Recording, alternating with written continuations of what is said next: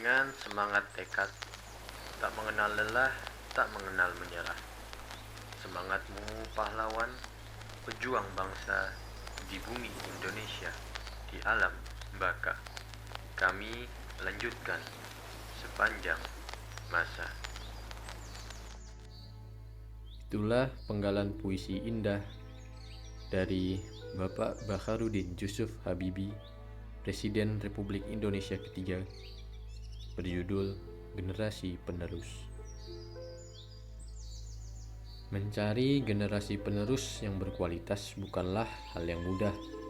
Usaha, kerja keras, doa dan harapan sudah dicurahkan oleh para pejuang bangsa kita.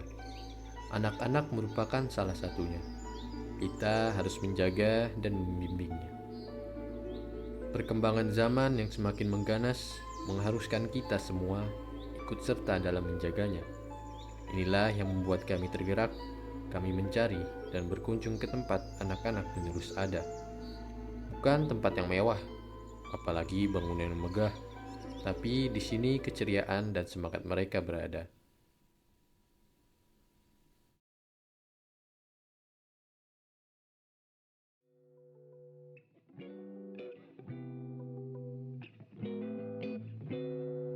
Salam pekerja sosial. Kami adalah kelompok 8 dari program studi Ilmu Kesejahteraan Sosial di Universitas Sumatera Utara. Bersama dengan teman-teman kelompok saya, Rachel Yohana Fedrisia Purba, Yosefan Gerak Susanto, Tania Oktaviola, Septira Razin, dan saya sendiri, Faris Ahmad Gani Harahap, akan membawa dan menjelaskan tugas ini. Untuk tugas ujian akhir semester program studi metode pekerja sosial ini, kami memilih Panti Asuhan Tunas Kasih Olayamaraya Medan sebagai lokasi observasi dan wawancara. Kami ingin mempelajari penerapan metode casework dalam konteks panti asuhan ini.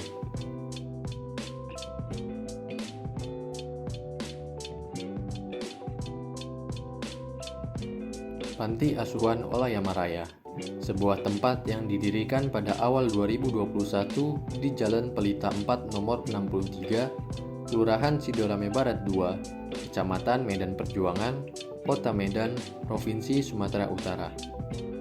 Panti ini memberikan tempat tinggal bagi 30 anak asuh usia 10 bulan hingga 14 tahun. Dari total anak asuh tersebut, 26 diantaranya telah mendapatkan pendidikan layak seperti anak-anak pada umumnya. Pengurus panti memiliki aturan tata krama yang diterapkan untuk mendisiplinkan anak-anak. Ketika ada anak yang nakal, terlibat perkelahian, atau sulit diatur, mereka diberikan sanksi sebagai bentuk pengajaran bahwa kekerasan bukanlah jalan yang benar. Anak-anak yang terlibat perkelahian dipanggil dan ditanya, apakah perbuatan mereka benar, alasan mereka berkelahi, serta apakah mereka menyadari bahwa mereka adalah saudara dan seharusnya tidak saling berkelahi. Peraturan tata krama sudah wajib ada. Wajib itu ada. Contoh kan, anak-anak kan biasanya suka kata itu kita memberikan sanksi kepada anak tersebut bahwasanya mereka itu kita bina, kita bentuk, kita didik bukan untuk hal berantem, hal kekerasan. Artinya kita tidak mau membentuk mereka dalam hal demikian. Jadi anak-anak itu ketika berbuat salah kita akan panggil, kita tanya sama dia, bagus nggak perbuatan yang kamu lakukan? Tahu kan kamu bahwasanya kalian ini berdua berantem ada dua orang yang kalian sadar bahwasanya kalian ini berdua bahwasanya saudara. Namun, dari hasil observasi kelompok kami, terlihat bahwa penyelesaian masalah yang dilakukan di panti asuhan ini tidak menerapkan metode yang sistematis, terutama dalam konteks casework. Para pengurus panti lebih mengedepankan komunikasi secara interpersonal dari hati ke hati. Mereka berusaha mendekati anak-anak, mengambil hati mereka, dan menempatkan diri seolah-olah sebagai orang tua mereka. Pendekatan ini bertujuan agar anak-anak merasa nyaman dan terbuka untuk berbicara serta mencurahkan masalah yang mereka hadapi. Namun, pendekatan casework yang disarankan oleh teori Zastrow tidak diterapkan sepenuhnya di panti asuhan ini. social casework menurut Rex A. Skidmore adalah suatu proses yang membantu individu dalam mencapai penyesuaian dengan orang lain dan lingkungan sosialnya.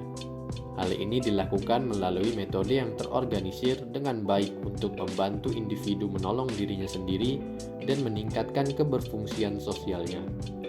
Dalam teori Zastrow terdapat urutan tahapan yang seharusnya dilakukan dalam social casework. Antara lain, tahap pertama, penyadaran akan adanya masalah. Tahap kedua, penjalinan relasi yang lebih mendalam dengan konselor. Tahap ketiga, pengembangan motivasi. Tahap keempat, pengonseptualisasian masalah. Tahap 5, eksplorasi strategi mengatasi masalah. Tahap 6, penyeleksian strategi mengatasi masalah. Tahap ketujuh, implementasi strategi mengatasi masalah. Yang terakhir, tahap ke-8, evaluasi. Namun, dalam panti asuhan ini, penerapan teori Zastrow hanya sebatas pada penyadaran akan adanya masalah dan penjalinan relasi yang lebih mendalam dengan konselor, yang dalam hal ini adalah pengurus panti. Penanganan masalah anak-anak di panti ini belum mencapai tahapan-tahapan berikutnya, seperti pengembangan motivasi, pengonseptualisasian masalah, dan eksplorasi serta penyeleksian strategi untuk mengatasi masalah tersebut. Hal ini menunjukkan bahwa pendekatan yang dilakukan di panti asuhan Olayama Raya tidak sistematis, yang dapat berdampak pada terulangnya permasalahan yang serupa di masa mendatang. Sebagai contoh, pengurus panti mungkin beranggapan bahwa pertengkaran di antara anak-anak sudah terselesaikan setelah mereka didamaikan. Namun sebenarnya, anak-anak tersebut mungkin masih menyimpan amarah dan kesedihan yang belum terselesaikan.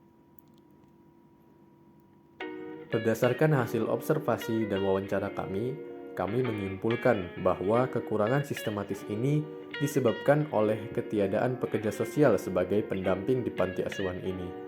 Sebagai rekomendasi, kami mengharapkan agar panti asuhan ini memiliki setidaknya satu pekerja sosial, sesuai dengan peraturan yang tercantum dalam Peraturan Menteri Sosial Republik Indonesia Nomor 1 Tahun 2020 tentang pelaksanaan pengasuhan anak.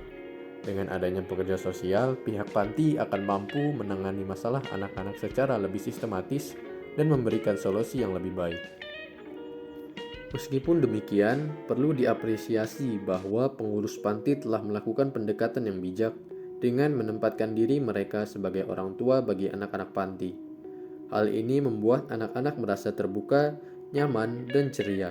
Mereka tampak sehat, teratur, dan aktif dalam kegiatan di panti.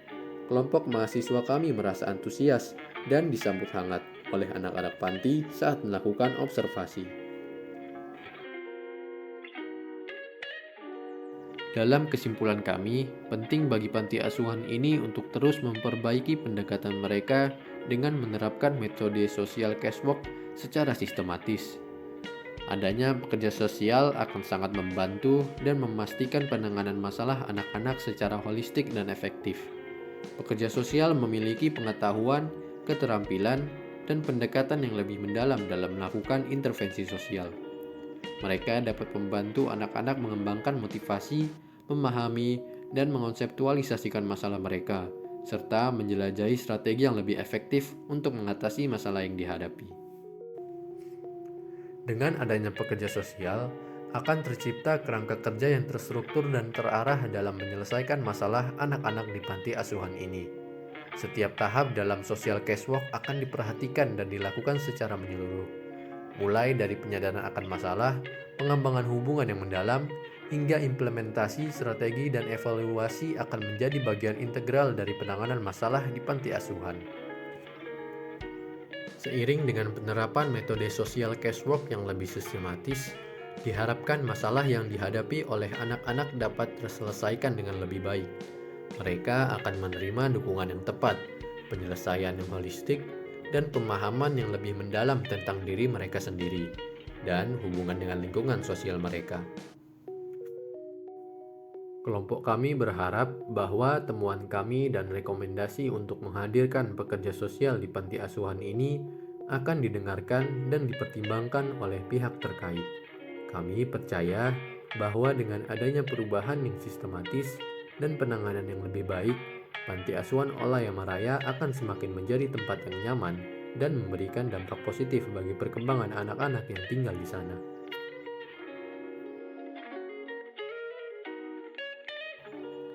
Terima kasih telah mengikuti narasi video kami tentang temuan dan rekomendasi kelompok 8 mahasiswa Prodi Ilmu Kesejahteraan Sosial di Universitas Sumatera Utara. Semoga informasi ini dapat memberikan pemahaman lebih dalam tentang Panti Asuhan Olayama Raya dan pentingnya penerapan metode social casework yang sistematis untuk meningkatkan kesejahteraan anak-anak yang tinggal di sana.